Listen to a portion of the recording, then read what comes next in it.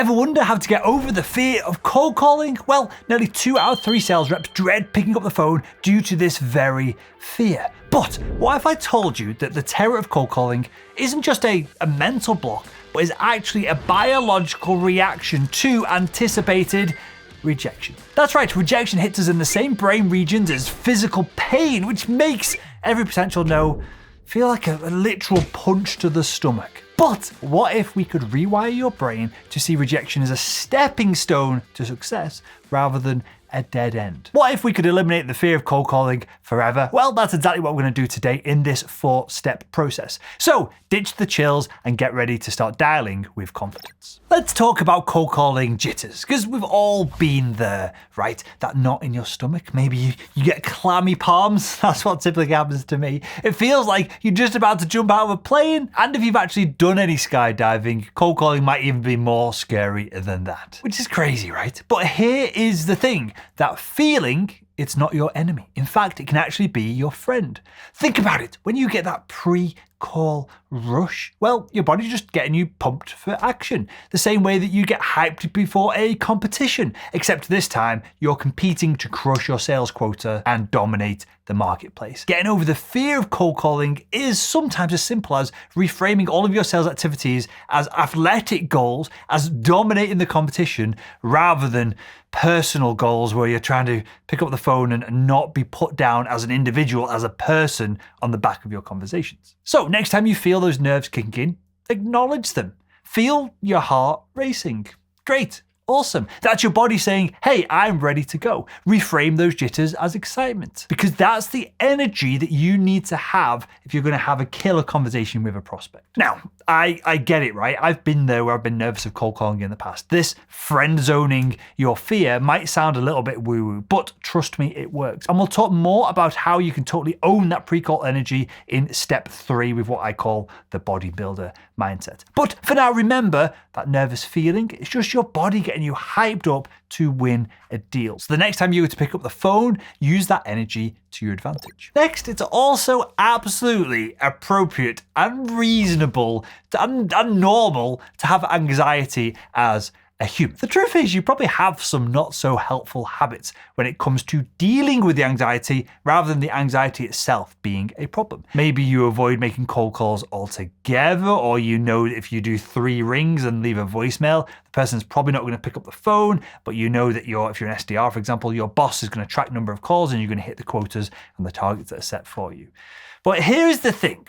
These behaviors might make you feel better in the moment because you're reducing that level of anxiety, but you're hurting yourself in the long run. They're going to keep you stuck in what's called an anxiety loop, and you're never actually going to tackle and deal with this fear. And an anxiety loop is literally what I just described. You get anxious, you avoid solving the problem, which then leads to more anxiety, and this goes on forever and ever and ever until you quit sales and you give up on your dreams to make a bunch of money relatively quickly, which is absolutely possible in a B2B sales role. So how do we break this loop? Well, let's ditch these old coping habits and try a couple of new coping mechanisms. And here is a power move for you. I want you to start shifting your focus. If you're sat there, you pick up the phone, those nerves start hitting you, well, try to stop dwelling on them. Look around your workspace. What can you hear? What can you smell? What's going on? Is it bright? Is it dark? Whatever it is, focus on something external. Point of all this is that we're taking our focus off our inner anxiety, that stress that builds, and then you use a coping mechanism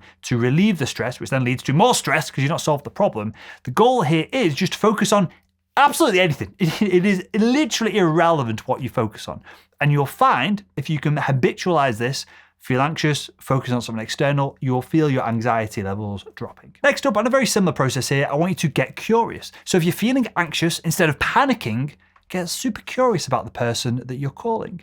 What are the challenges? How do you think you can help them? The more that you focus on their needs, and this doesn't mean that you ask 5,000 questions more than what you would do otherwise, but the more that you focus on their needs from a conscious perspective of, I actually want to help this person, the less self-doubt that you're going to have. And guess what? People appreciate it when you are genuinely interested in them. So if you're feeling anxious, focus on something external or genuinely really focus on the person you're speaking to, and your brain can only do one activity at a time. So rather than focusing in on itself and the anxiety, you're going to focus on something else, which inevitably will drop your levels of anxiety. Okay, so step 3, and Sales Nation, listen up. This might sound a little bit crazy, especially if you're tall and skinny like myself, even though I do barbell training. I'm certainly not a bodybuilder, but I'd like you to picture yourself as a bodybuilder. Think of a cold call being a rep of lifting a weight in a gym. Squat, bench press, overhead press, whatever it is. It might feel tough at first. The first session that you sit down, you might only be able to make 3 calls before you just give up in an emotional mess. It's going to leave you feeling shaky, just like you've just squatted 100 kilos for the first time. And if you've ever trained hard and then felt sore the next day,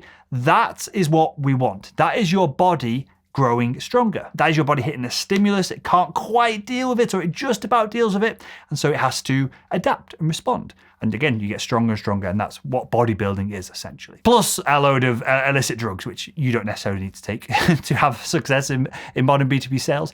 But all of this goes, other than the drugs, goes the same for cold calling. The more calls that you make, the more comfortable that you're going to get. You're going to develop a sales muscle memory. Those jitters are going to start to sink. So ditch this all or nothing mentality that I find that people have with cold calling, and just commit to a specific number of calls each day.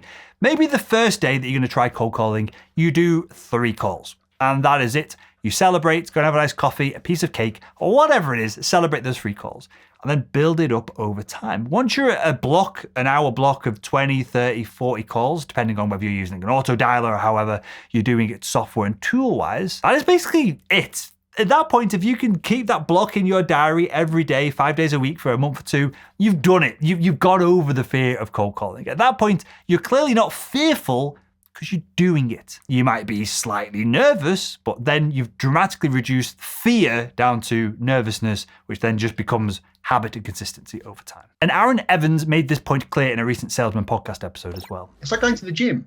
Like you're always going to be better than the version of yourself that sat on the sofa not going to the gym. It's the same with listening to your calls. You're always going to become a better salesperson than the version of you that chose to not listen to the calls.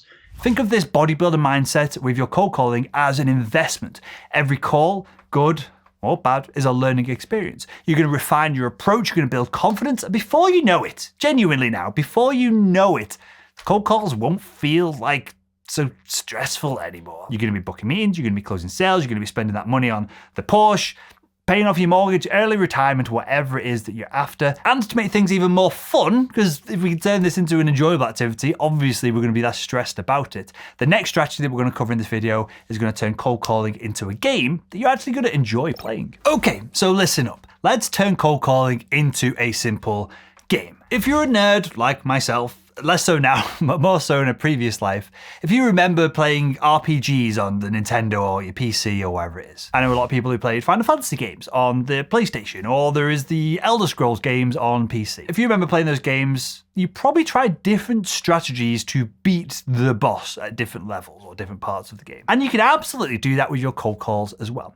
So here's the idea. Every call is a chance to experiment. Think of it like testing the new weapons or spells or magic or whatever it is in your video game's arsenal. Try a different opening line. Adjust your speaking pace, or ask a more specific question. See how each change affects the conversation. Then keep what works, eliminate what doesn't, and that is literally the path to massive cold calling success. And if you want to take it a step further, craft a cold call script that acts like your in-game guide. It's going to give you the roadmap for the conversation, but if you do it correctly, it's going to leave you a little bit of room to adapt and improvise. I give you the script, I give you the steps, the processes, all the tips, and everything you need to have massive cold calling success in the free book, Selling Made Simple, which you can find over at salesman.com/book today. And in a recent episode of the Salesman.com podcast, Ryan O'Hara explains exactly how he gamifies not just his cold calling process, but his cold email process as well.